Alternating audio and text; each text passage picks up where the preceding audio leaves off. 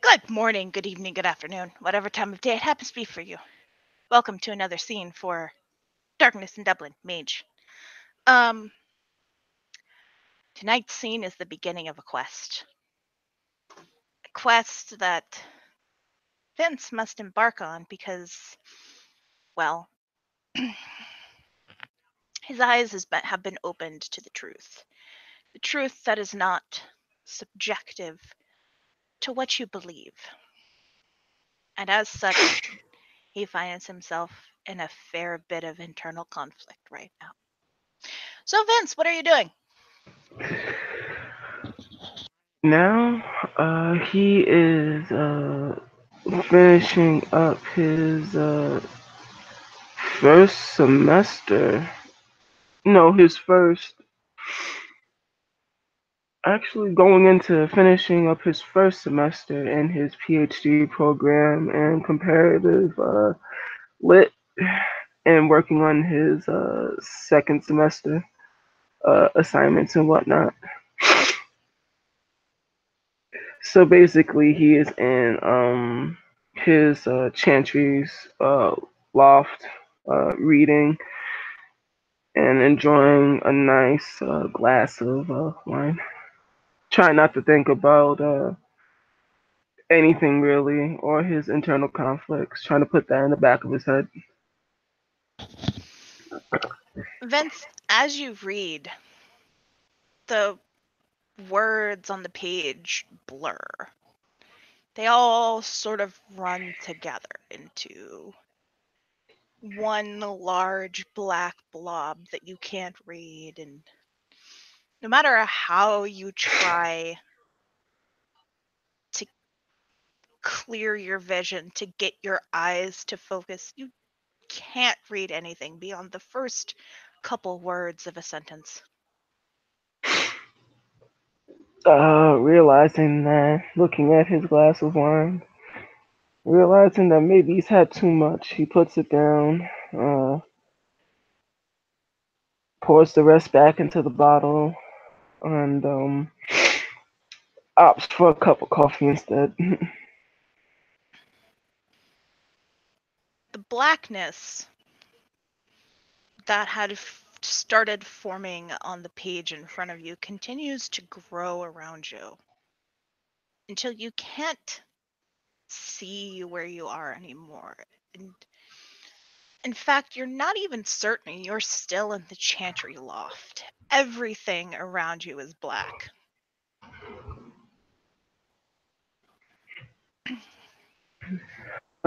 Most people, this would be, extremely unnerving, but being how this is how individuals contact him, he's grown to accept it. And as you turn to try and get a sense of your bearings, you see this figure before you. Oh dear.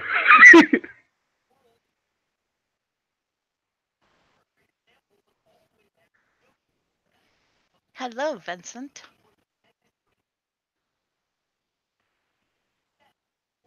Hi. I've been waiting for you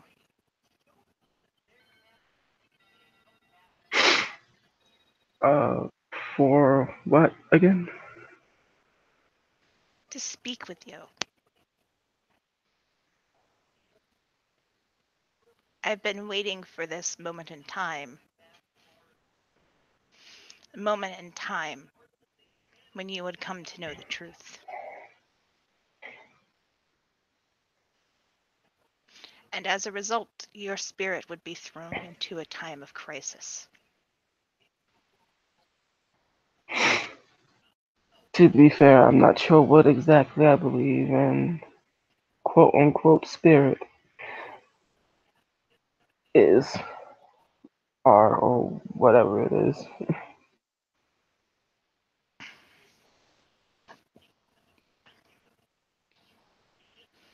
I am truth.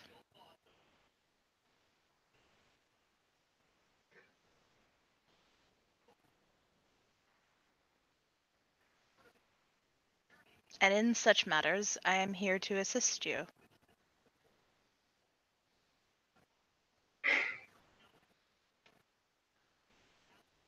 Okay.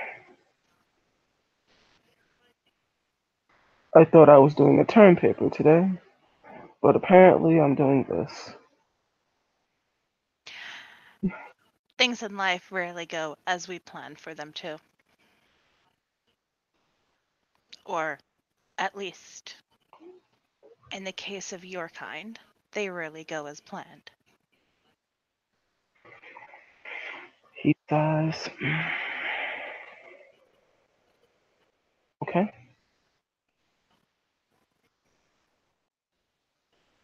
Our meeting was predetermined. Bye.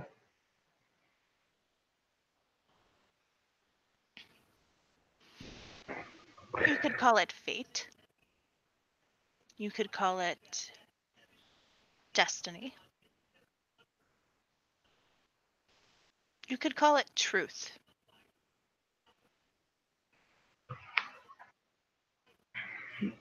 I find destiny to be a very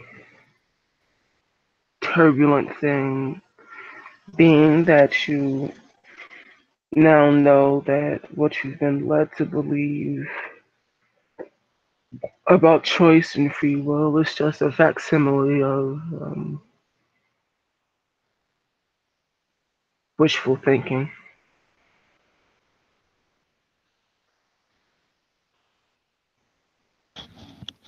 Oh, but you do have free will.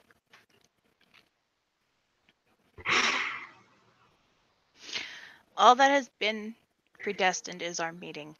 At this point, you may ask me to leave, and I will leave until you call on me again. Should you choose to call on me again. You could go back to simply working on your term paper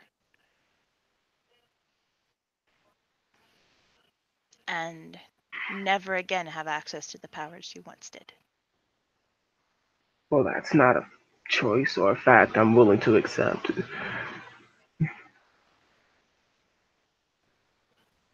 Or you can come with me and begin your journey. The journey that will help reconcile what you used to believe was true with what the truth is. Well,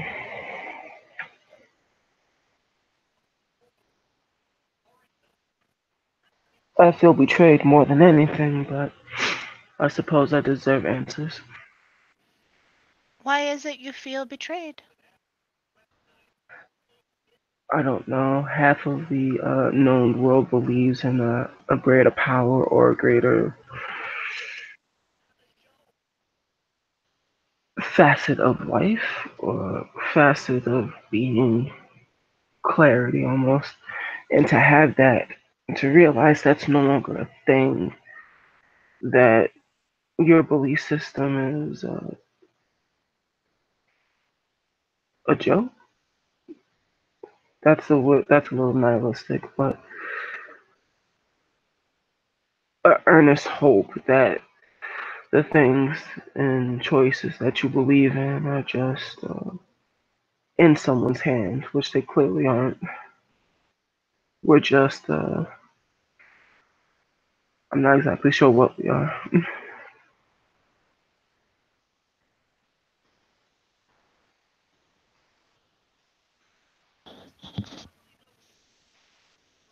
You are a human. I am a spirit. Within you, you possess a divine spark. A spark that has awakened to its true potential, its true intention, and thus granted you the power that was intended for all of your kind. Once. Understood. I don't question the fact that I have this power. I just question the origin of it and whether or not it was a gift or not, or just something that was simply a part of me. Your higher soul is always a part of you. My higher soul is a cheap trick divided by I'm not sure what yet.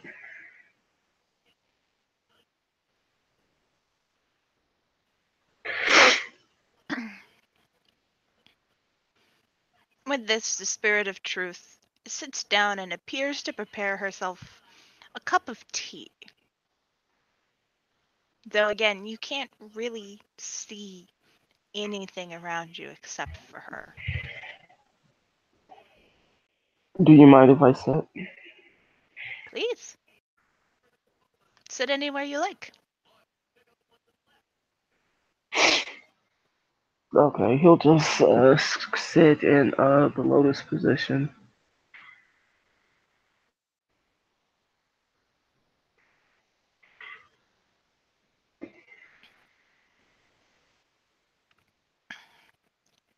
Now, tell me why it is that you feel your belief is invalid. Up until the day I would have told you, well, a few days ago, a few months ago, I would have told you with absolute surety that I was a Christian, B, not exactly saved, but working on working through my salvation with fear and trembling. And I was hoping that through my working through my faith, and as it was constantly rewarded to me, eventually being a layman helping individuals who struggled with suicidal thoughts. I was able to pull people from the brink. It was a good thing. And me awakening to my potential is just another way that God saw fit to bless me. But I suppose all of that came to a startling realization when you realize that the faith that you held so dear, the faith that's pulled so many people from the brink, so many people from anxiety, depression, self harm, hate, racism, sexism, homophobia, whatever it is that you were, it's not only false, it is a mechanism to separate people into us and them. So Christianity, or my faith such as it is, and that the source that I draw my faith from is not only not a thing, but in fact a tool used to control people to believe in one specific way.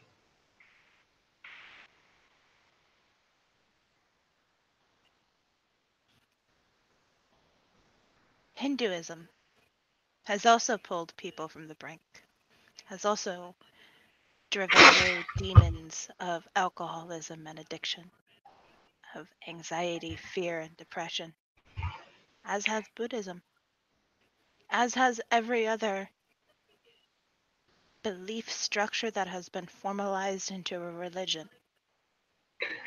I will call that a system of control for people that are not willing to look beyond their own eyes. I feel that I was content living a mundane life, but in that contentment, I allowed myself to become stagnant. Becoming stagnant, I became weak. Becoming weak, I was controlled. I wasn't able to put words to it, but I see it clearly now. And whom was controlling you? That I don't have a word for yet, but I just feel as if I'm a shell of what I used to be. I don't know without a surety that what I'm believing is actually true or not, or just something I want earnestly to be true.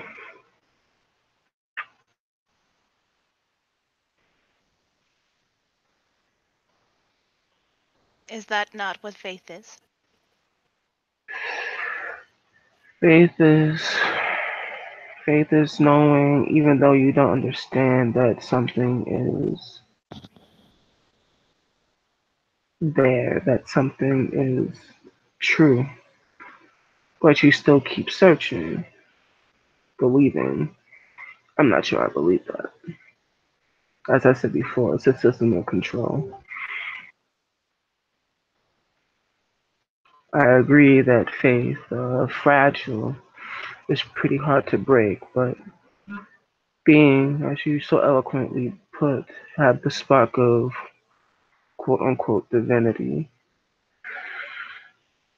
we see very unnatural things daily. In fact, we will it to be.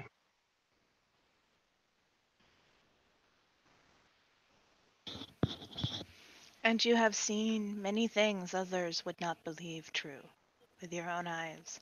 And you have made many things others would believe impossible manifest the power of your own will. Why now are you shaken? I'm shaken now because at the core of my belief, I felt there was something that was grounding me, keeping me here, solid, stable. That thing is no longer there. And what was this thing? The surety, not blind faith, but at least the faith, but that faith no longer is there. And what or whom did you place your faith in? And the notion that there was something, a greater aspect, a greater entity that was there, watching me, leading me. But no,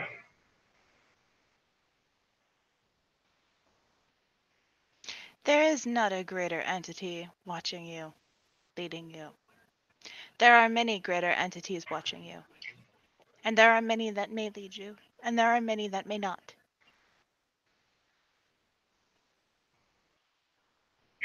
I suppose that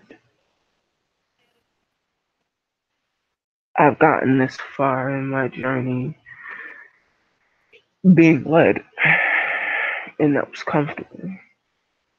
But I suppose the startling realization is that I have to start making things, making a path that is uniquely my own.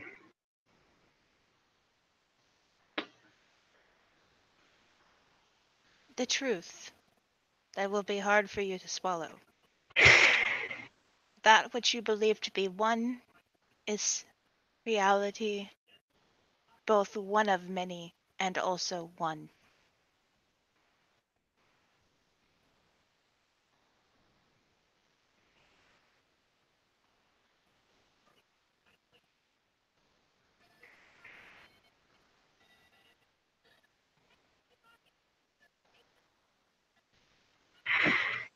Understood. There will be no easy answers on this quest. When is everything in this lifetime easy? I am here to guide and provide counsel. I cannot assist you. The path which you create yourself must be created on your own.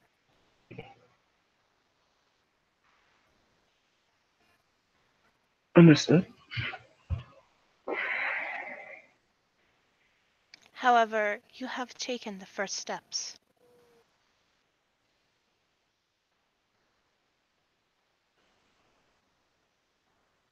You have confronted your problem. You have named it. You have stated why it is a problem, and now you may begin to see. And she will take the fiery, flaming sword she holds in her hands and Mm-hmm. pass it on, hold it out for you to take, Vincent. You notice as she holds it, the flames do not appear to burn her hands. Mm-hmm. He'll grab it. Mm-hmm. All at once, Vincent, the room around you, as you take the sword in your hands, lights up. You can see you are, in fact, no longer entirely in your chantry. You exist both there, within the kitchen, and in a different plane, a plane of spirit,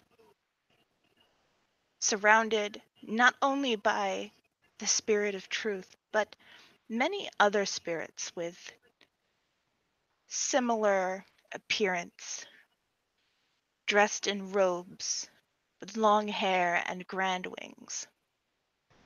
Some of them are frightful spirits who appear to be ready for battle. Some of them are pale and gaunt, as if they were angels of death. Some of them emit a bright light, dressed entirely in white.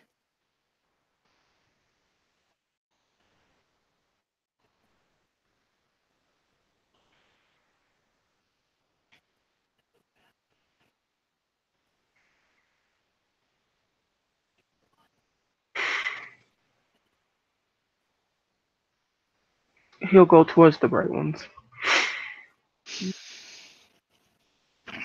Stepping toward the bright ones. Whoops, there we go.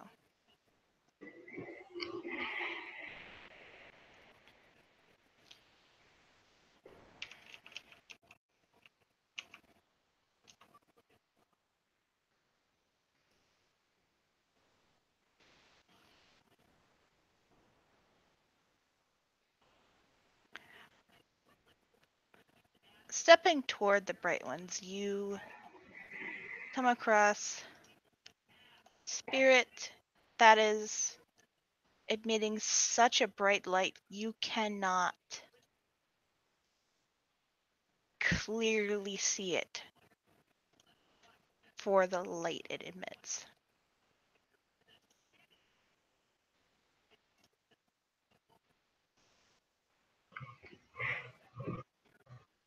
Bright. Hello, Vincent. Very bright. Thank you.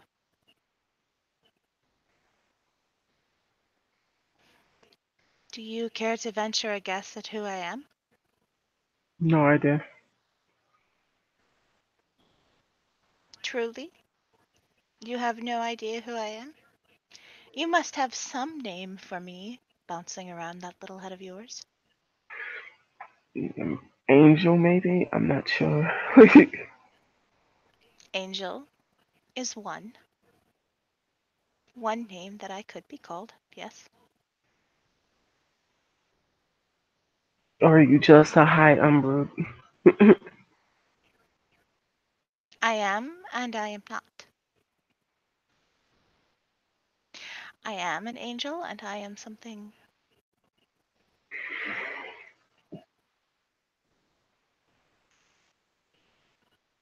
that is also a high umbral being. I am a construct of belief and a spirit in my own right.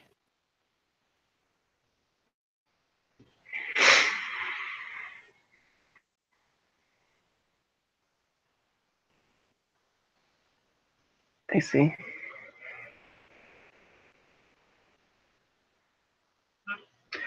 You are hard to gaze upon.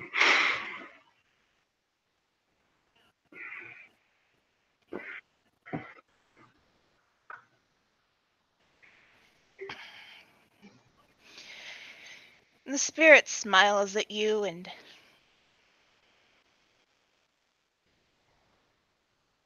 Her wings wrap forward, shielding somewhat the light she's emitting.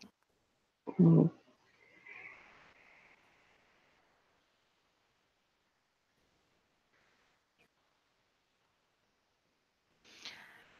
I suppose you could call me a concept as well. And what is that? I am purity.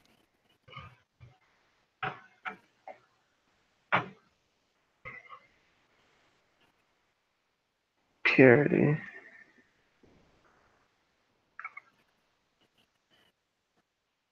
And what would a spirit of purity want with me?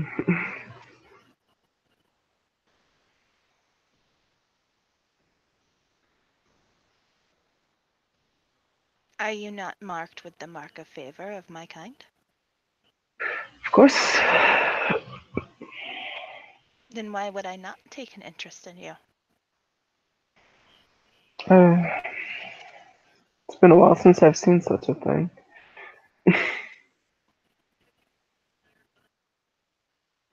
He nods in affirmation, accepting that what he's seeing.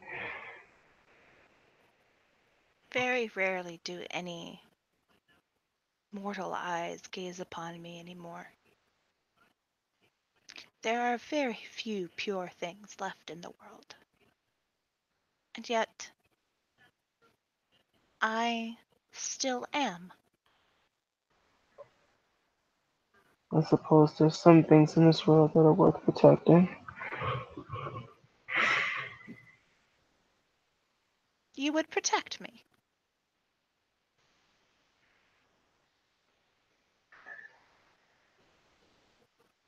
I don't need a reason to, because I'm going through my own issues of belief of whether there is or isn't a higher being is irrelevant about keeping you safe.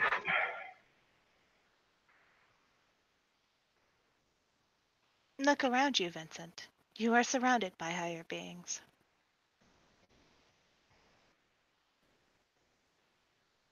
He looks around, There are, confirming what's like being said.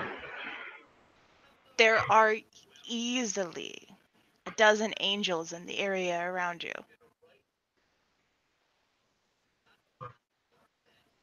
At least in the spirit world. In the physical world, well, there is only a table, a chair, and a pot of tea.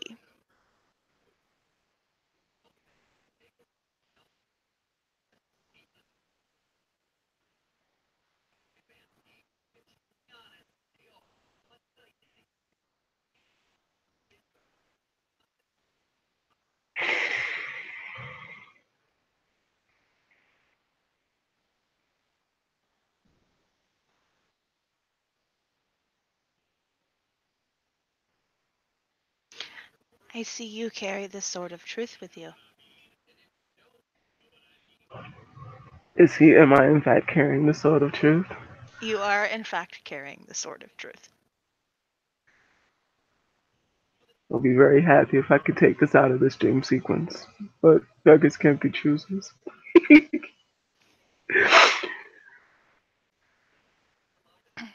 With that, would you be able to grant me clarity and a very not no, let me rephrase.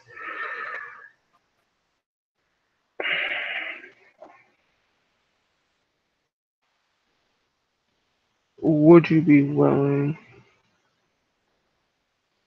to make me be able to be receptive of the lessons I'm going to receive? I could assist you in purely accepting the lessons you are about to receive, yes. The purest form of acceptance shall be granted to you.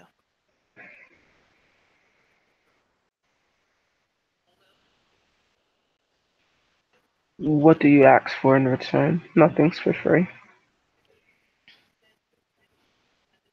The angel will hold her hands out to you. What I ask in return is that you protect what little purity there is left in the world. That you care for and about the things you find that are still pure. That you look after them and tend them and defend them from corruption.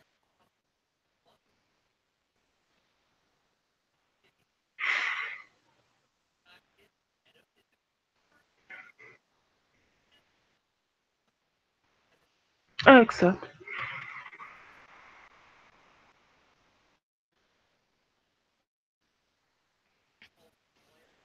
Take my hands. He takes them. As you place your hands in the spirit's, she leans forward and presses her lips to your forehead. Mm-hmm. And Vincent, you feel your mind begin to open.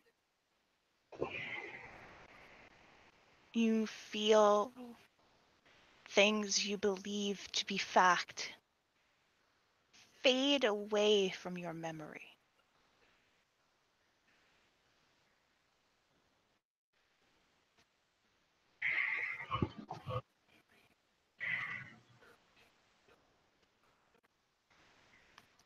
And you begin to see the truth around you. Please make me a Wits Enigmas roll, difficulty 4. Okay. If you don't have enigmas, tell me what knowledges you do have, and Having. uh, we can find an appropriate alternative knowledge to roll. Okay, so I have enigmas at 4. Ooh, awesome. Go ahead and make your roll. Okay. Dublin chat. Rolls.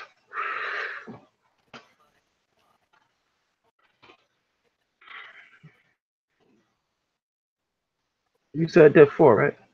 Yes.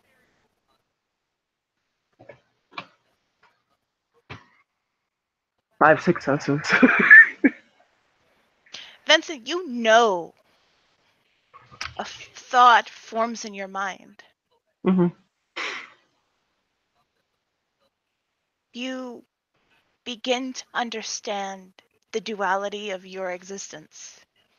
You are a being of spirit, yet not a being of spirit. You are a being of flesh, yet not a being of flesh.